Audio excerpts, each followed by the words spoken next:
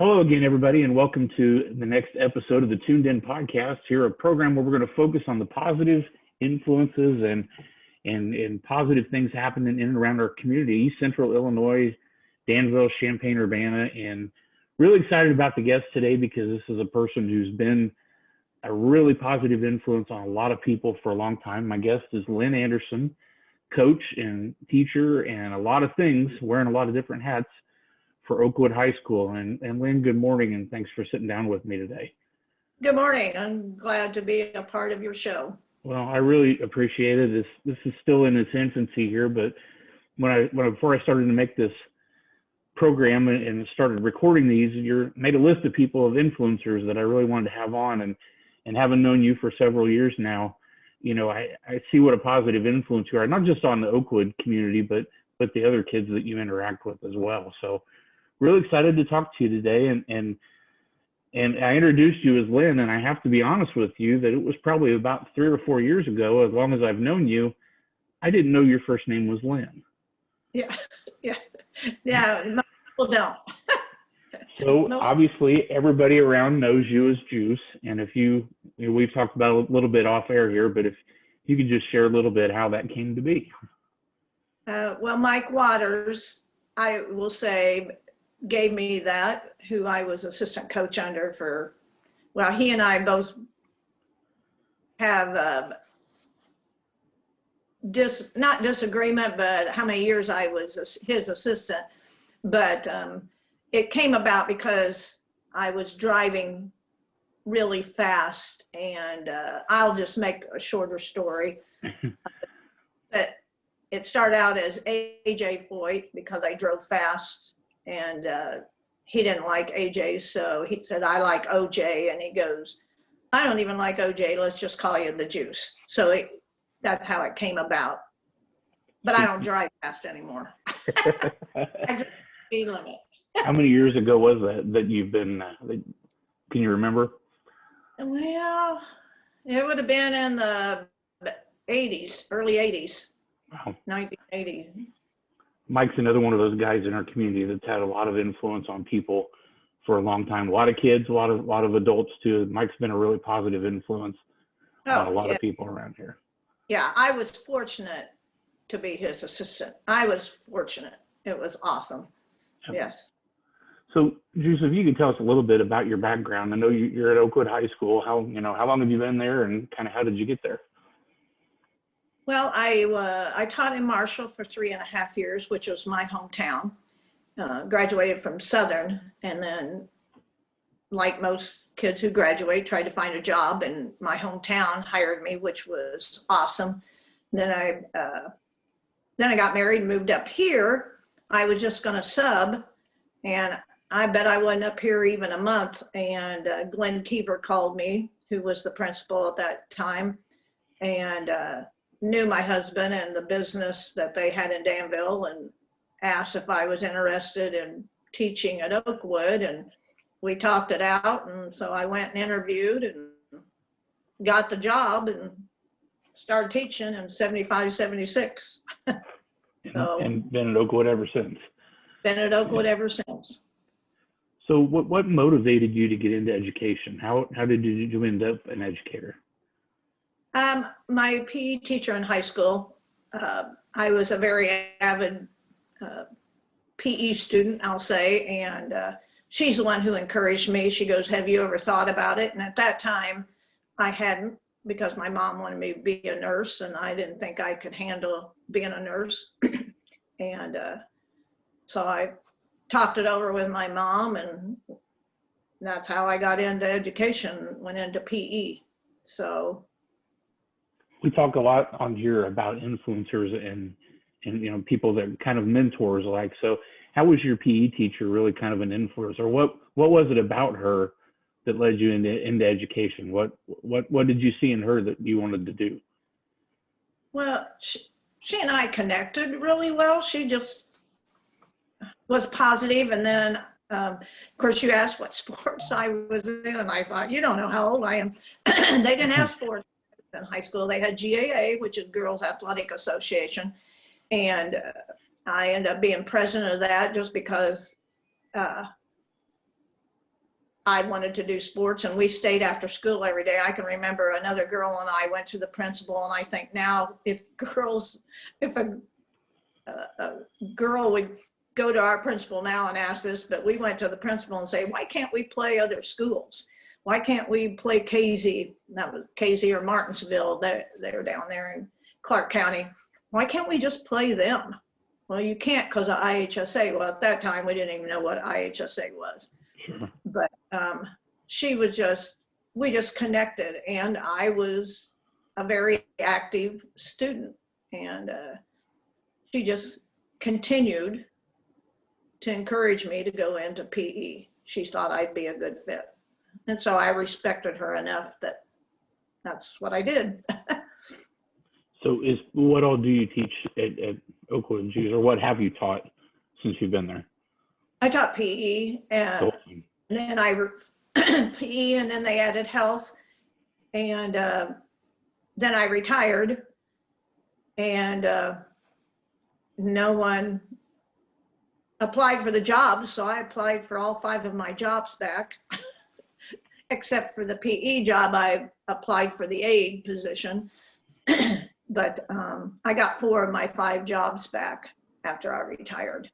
But you talked about the connection that you had with your PE teacher, and I really think that's a big deal, that we really have to connect with people when we're dealing with them, whether it's coaching or the business world or personally. John Maxwell has a book, Everybody Communicates If You Connect, and I think it's a fun thing that when you hear somebody say, well, they don't stop talking long enough to say anything, right? Like you just talk all the time, but there's no ever, not ever, but they don't make those connections. And what I really admire about you is you can see that connection with your kids when you're on the, the volleyball court or the basketball, whatever it is. Whenever I've been around you, you really see that connection with you. And could you just tell us how that's important to you, just with the kids, let alone from an educator standpoint, but how important it is to have that connection? Well, I think it's very important. Where I was lucky, and I'll say quite a few teachers aren't, is that I had every student. So I knew every student. So I was able to connect with them through PE. Now, of course, I have every student now, but it's from sophomores on, so I don't get to know the freshmen as well unless they're out for a sport. But I'm lucky that I get to know every student that there is in the high school, so I can connect with them. And then PE, oh my gosh, they love that class. Well, it has changed, I'll say, from when I started. But PE is not hardcore, and it's fun, and you can let your emotions out, and so that connection is so important. And I think you have to gain their trust in you as a person. And I think, of course, one of your question, what's the biggest challenge now? The biggest challenge now is my age, is getting them to understand that I'm there for them. And it doesn't make any difference what age you are. And you have to gain their respect by saying you're there for them, as people, And what I enjoy each day is I try to find out something about the kids that I know so that I can say something to them as I meet them in the hall, whether they're on a team, whether it's something they're wearing or how nice their hair looks. It's just, I think that's important to have that connection on a personal level and not a professional level. They need to know you as a person and not just a professional teacher who you can't talk to as a person, if that makes sense. That makes a lot of sense. And really, and you're one of those people that really walk the walk. You're not just saying those things. That's not lip service for you. Oh, I no. mean, I can say that just from what I've seen you. I know, my kids weren't in your school, but all of the time that you've interacted with my daughter when we were playing whatever sport it was, and you really see that. And I think the problem is that there are people that try to fake that sometimes, right? Right. They pretend that interest, and that'll buy you a little bit of time, but kids won't buy into what you're doing for very long. You'll lose them real quick if you're not genuine about it. Oh, right. I would, when my girls were little, we'd go to the Danville Mall when it was, I'll say, more prosperous. I'll just say it that way. And if we'd see kids from school in there, I'd stop and talk to them. And my girls, they would be like 3 or 4 and they'd tug on my whatever I had on, say, Mom, can we go? And I go, we will in a minute, because I'd stop and give time to the kids I'd see in the mall. You just Right. talk to them, you know. But my girls understand now why I did what I did. Well, Juice, I ask everybody that I have on the show, but how do you define leadership? You lead by example. How do I define leadership? It's about somebody who not only back to walk the talk, or somebody like, you just don't say it, you do it. And leadership is a person who can be respected, that I'm trying to think of more words to be used, but it's somebody that's respected and that does walk the talk. I'll say it that way, in a good way. That's another thing I should say. In a good way, you can be a leader and maybe not be setting a great example, but you also set a great example by being a leader. Right. Good leaders and bad leaders. I mean, we've seen all kinds of examples of those over the years, no matter what, whether it's school, personal, government, right? Whatever it is, there's a lot of that out there. So you mentioned the Girls Athletic Association when you were younger, and I don't think, I'm not familiar with that myself, but how different it is now for girls sports than it was for you coming up through the ranks. Some wholesale changes really for female athletes. Right. I'm going to relate to COVID here real quick, because I was thinking this morning, what these girls don't understand, which is understandable that they don't, is that because of COVID, and now that Illinois is back into sports, I think it's been a good thing in one aspect. Not everybody's going to agree. Kids are so appreciative right now that they have put sports back in. I was telling John Odell, our athletic director and assistant principal, yesterday that I can see the change in kids right now. I walked through the boys' basketball practice the other day, and some of the kids that I see in the hallways that I haven't really conversed with because we're on hybrid, they just talked up a storm. You could just tell the change in attitude and how thankful they are that they're getting to play. And that's one thing now that I think has helped. In one aspect, the kids are appreciative and understand how important it is that they have sports. We were always appreciative just to stay after school. This was an after school program that met, I think it was 4 days a week. I can't remember if it was 5, to be honest, that we competed in all kinds of things, whatever, in the gym. We never went outside. It was always in the gym.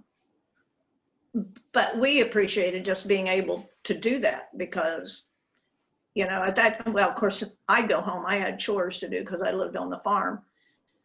But I think kids need this nowadays because if they go home, of course, let's talk before COVID now. If they go home, they may be on their phones or on some type of technology. We didn't have that back then. And I think that they feel fortunate now to be playing, because it was taken away from them. Sure. Yeah. And I think one of the things how did playing the sports that you did prepare you for coaching, and kind of what a follow-up to that, how did you get into coaching?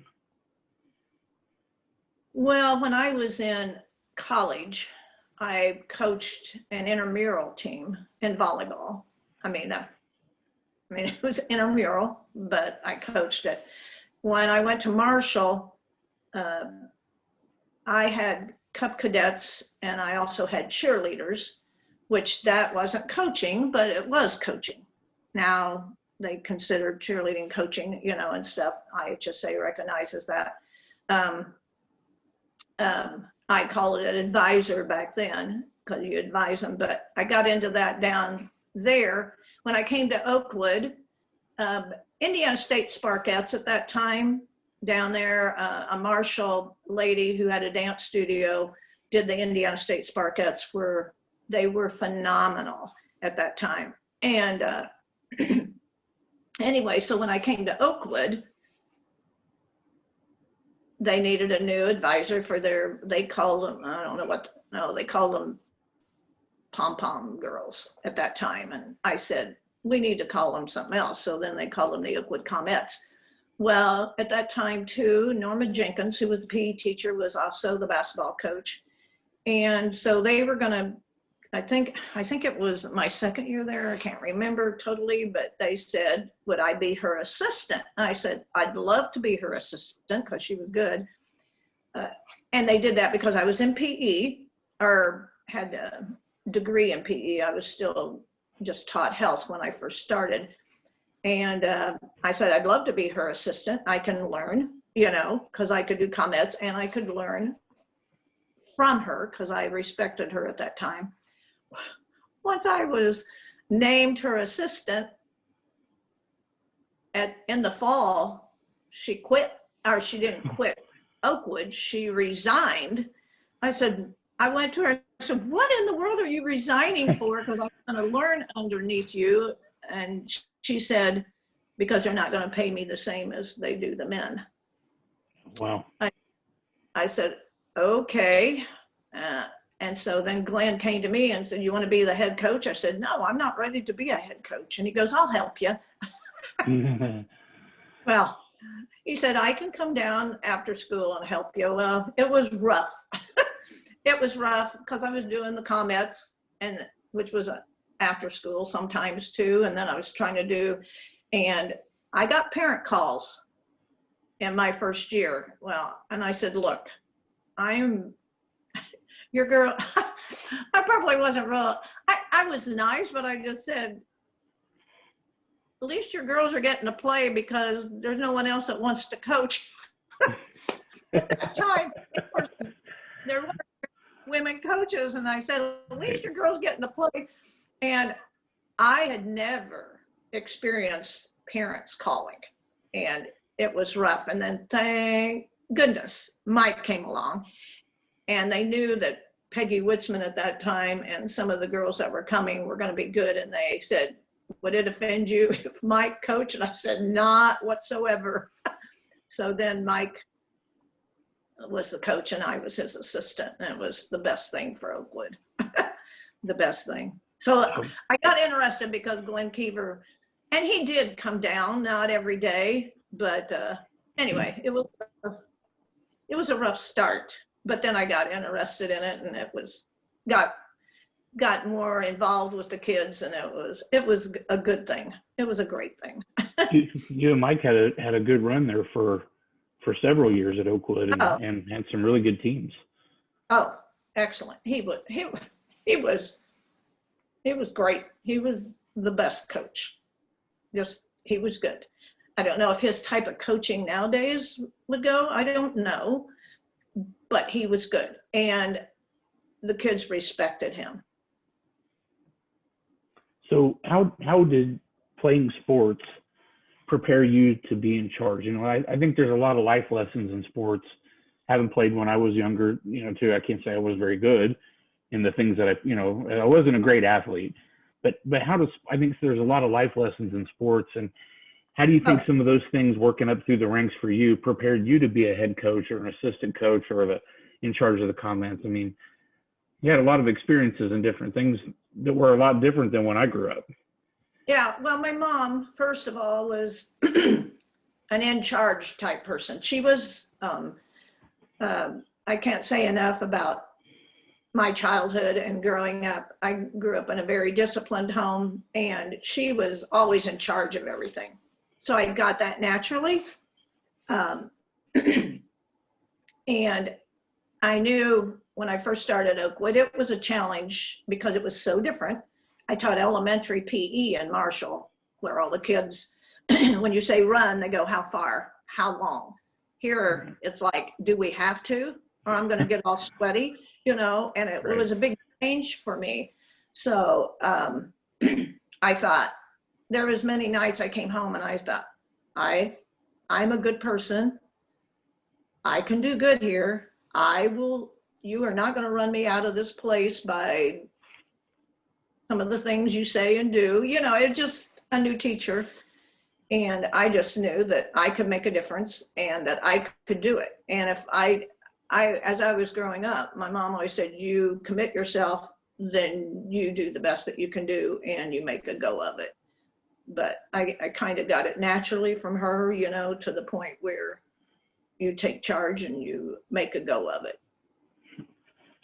Talking about mentors earlier with your coach, and Mike Waters is another mentor really was to you at that point. And what were some of the characteristics that Mike had that made him a good mentor to you and other people? I know there were a lot of other coaches he was around and officials and things too. So what are some of those things? He knew what he was doing. Right. I mean, like I said, I got thrown into it and it was like, holy cow, you know. And Marty McFarland was another one because I was his assistant for years in track and field. And, and I don't know all there is to know. Every day I'm learning still. You never learn everything. But they gave me a good,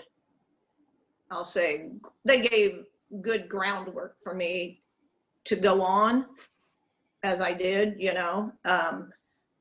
But both of them knew what they were doing. And of course, some might say now I really don't know what I'm doing. A lot of things has changed since I started, and I know that.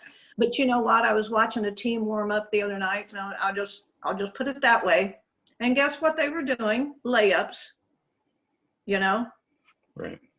It's been around for years. Warm up with layups. Yeah. Right. Right and left layups. Some of that old, I'll say old school stuff still works. You know. For sure. And they won. So it doesn't, you don't have to always do new techniques and new things. Some of that old stuff works. It worked for the kids of old, so it can work for kids nowadays. Right. But they've got to put the effort in. They really do. And I think you talked earlier about challenges as a coach, but isn't that really another big challenge, maybe not the biggest, but the times we're living in now are things nobody ever could have imagined, really. I mean, and, you know, with the hybrid learning and the COVID, but even prior to that, the world's a different place. It is. Right? And dealing with different family situations. And I think one of the blessings of having finally one of the blessings of kids getting to play again is sometimes kids don't have a lot other than their sports, and the influence that they get from their coaches is a really big deal. And we were missing that for a long time here. Right. I hate the thought of people that are missing out, but you know, kids that struggle, maybe their home life isn't the best or whatever, but being in school, being around people like you, Juice, I mean, and this isn't lip service for me either. I really have a great deal of respect for you. They need to be around people like you. Well, thank you. I mean, that's nice of you to say. I'll say, and I'll use this term, love. You can use love in a lot of different ways, but I love the kids, you know, and I love that's very evident. And I love when they interact with me and I interact with them. And I agree, they need the sports. There's many a time I think, what would I be like if I grew up like this now? You know, I mean, cell phone craze, computer craze, what would I be like? And we don't know, of course. Right. We'll never. And that's their life now. I mean, it's so much different nowadays than what the kids are from the past, you know, so much different. But a lot of these parents I had as students also, And sometimes, well, I just don't understand the thought process, you know, of you asked me, what is the biggest challenge sometimes as a coach? It's getting the kids to buy into your program, but also they're not entitled, you know, that just because you go out doesn't mean you get to play, but you can be a team person. I think that's the biggest challenge, is getting them to be a team player nowadays. It's about the team. And that is a huge challenge. And really It that is. goes from sports into the business world too, right? Like Oh, after you yes. graduate and when you become a part of a workforce, unless you own your own business and don't have coworkers, we're all part of a team in whatever we're trying to get done.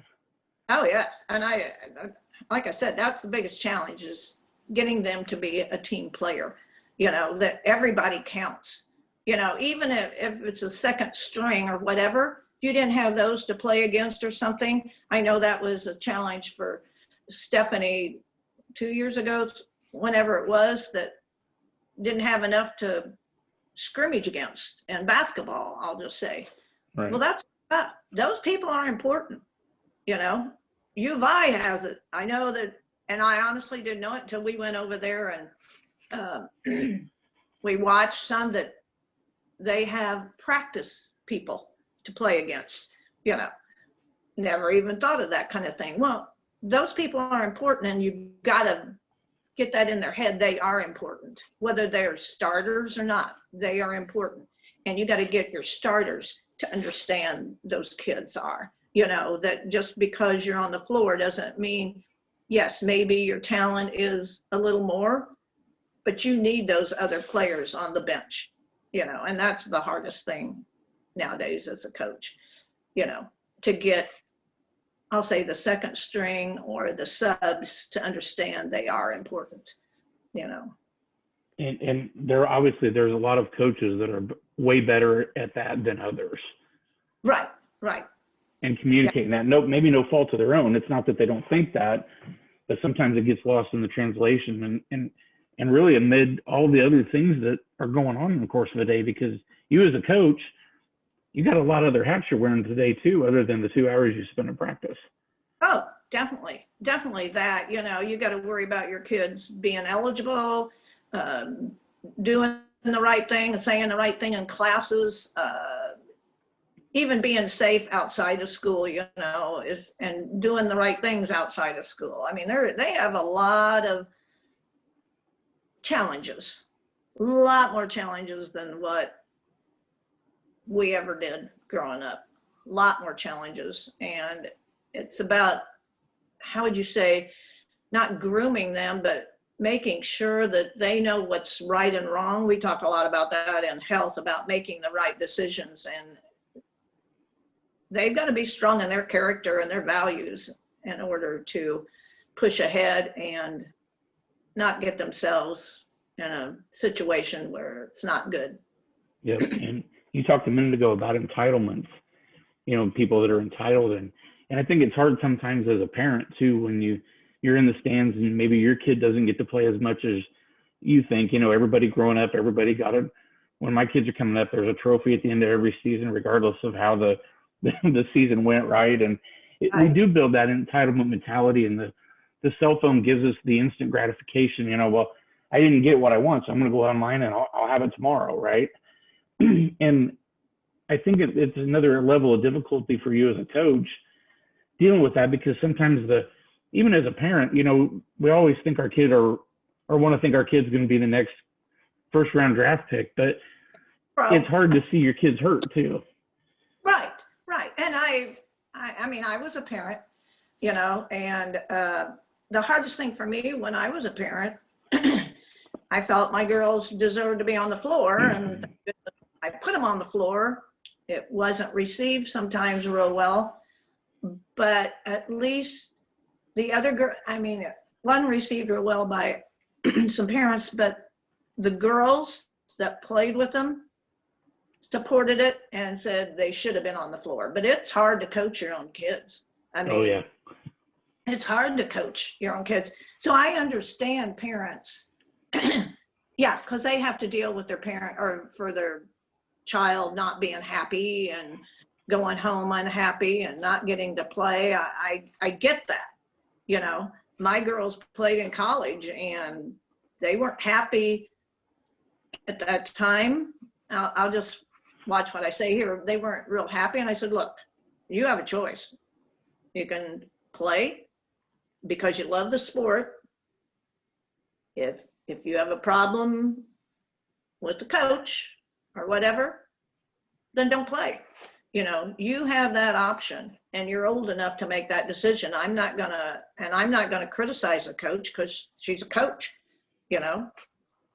Every coach is different and they have to understand that, you know, they may play and start for this coach or they may not. That's the reason I think sometimes with clubs nowadays, I always tell my girls, look, your club coach does what your club coach does. If I'm different, then you play for how I want you to play. I mean, that's just how it is. Every coach would coach differently. So again, I understand parents. Yeah. Yep, They're and there.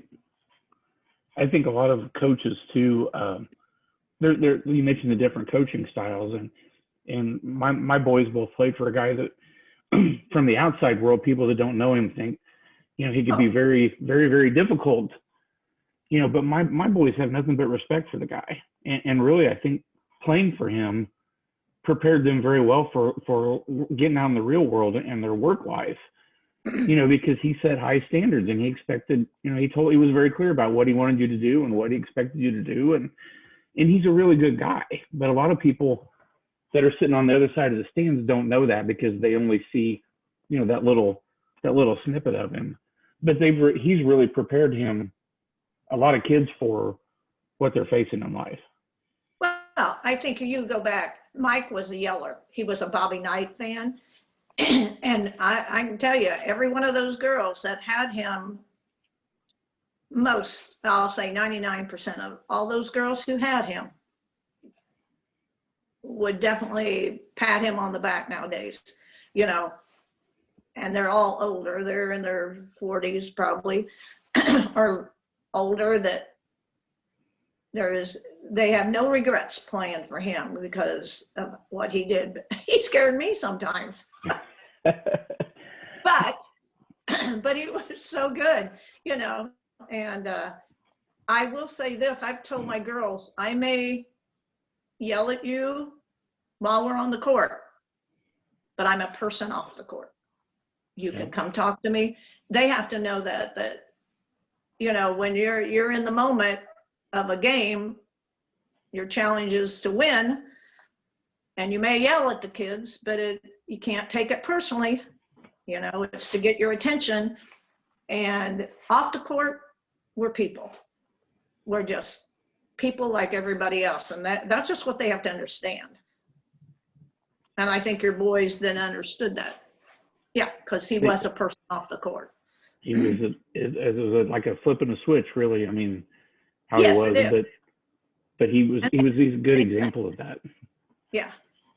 We're chatting with Juice Anderson, coach, educator, and longtime friend to not just the Oakwood community. I mean, everybody in this area. And Juice, I know you talked to him, but Fred Croner did a great piece about you 2 or 3 weeks ago, and just anybody wants to look that up. I know I saw it in the St. Joe Ogden Daily. There's a couple of different sources you can find that.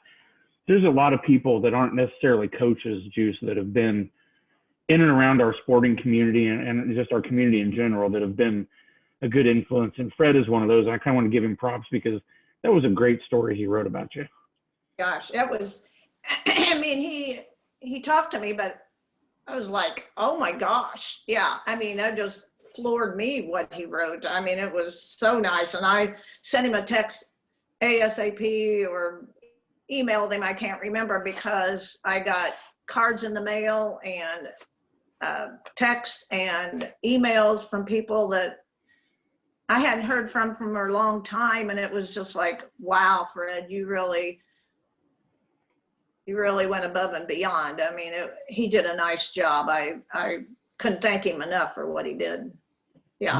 He did a nice job, but he had good subject matter juice. I mean, it's really, You to say. well, it's honest. I mean, I see people like you, and we've got a person like you in the Westville community, Coach Eli Williams. You know, Eli's one of those guys too that's been around for a long time, and I see it happen with you and with him too. That kids that have graduated and gone on, they'll walk across the football field or the other side of the gym and get a handshake or a hug. And to me, that shows that respect and that bond that you guys have built with these kids over the years. That it's not, you know, as soon as they graduate, that's it. They want to maintain contact with you or show their appreciation for what you've done for them. Yeah, it means a lot. It means a lot that you've had an impact on some. Sometimes the kids have changed nowadays to a point. Sometimes I feel, and I know COVID has made a big difference with masks and stuff because you can't see a lot of facial expressions. You have to read eyes now.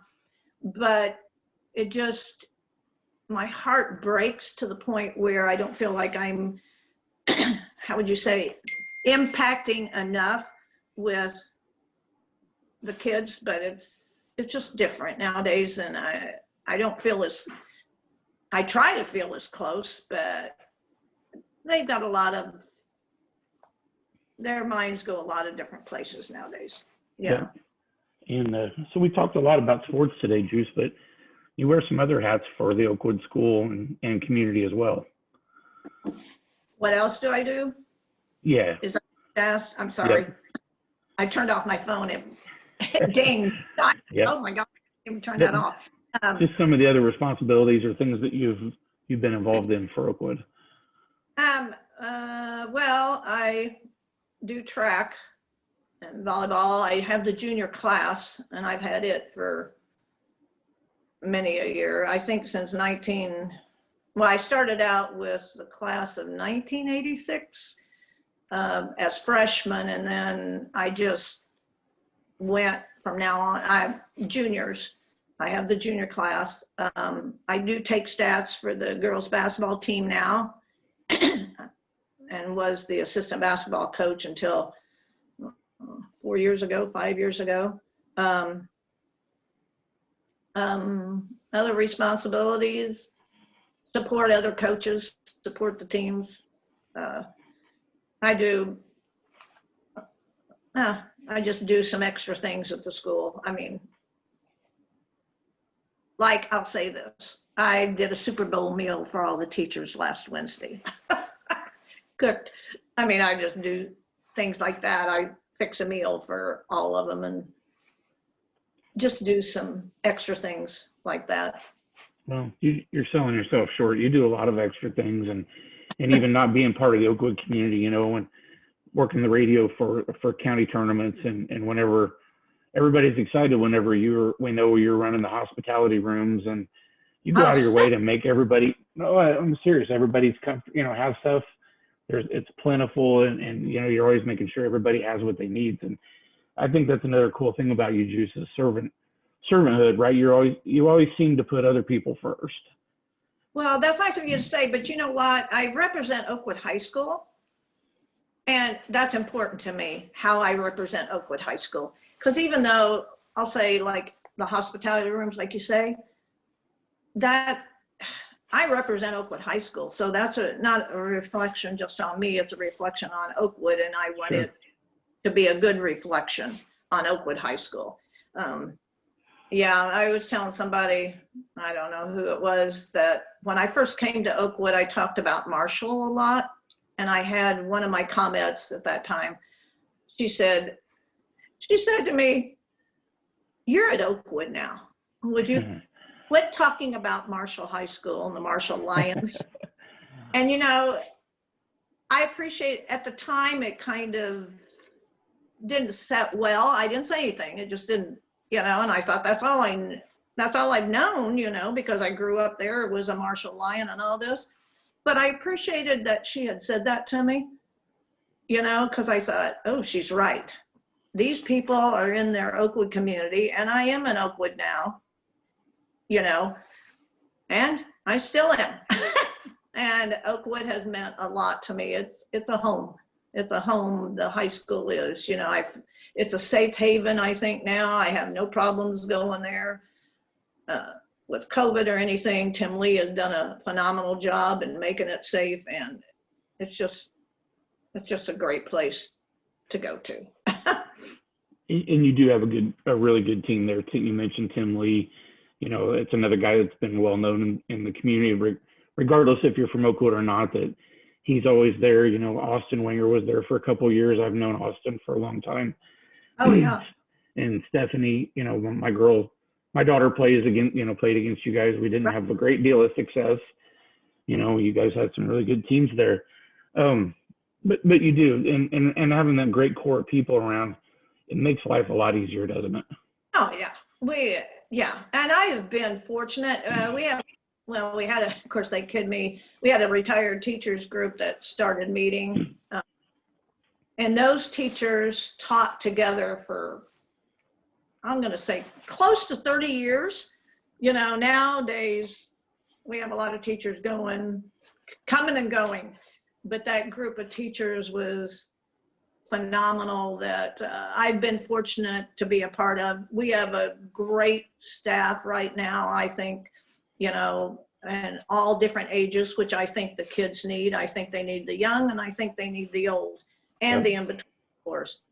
But I've been fortunate to always been part of a great staff at Oakwood. Just fortunate, Well, Juice, we're getting down to the end here, but I wanted to ask you one really kind of in closing, advice you would give to kids that are maybe looking into going into education, or you kind of had that teacher for you that I think your mom wanted you maybe to think about nursing, and that wasn't really for you, but what advice would you give to somebody maybe that you could help them, coach them, follow your path?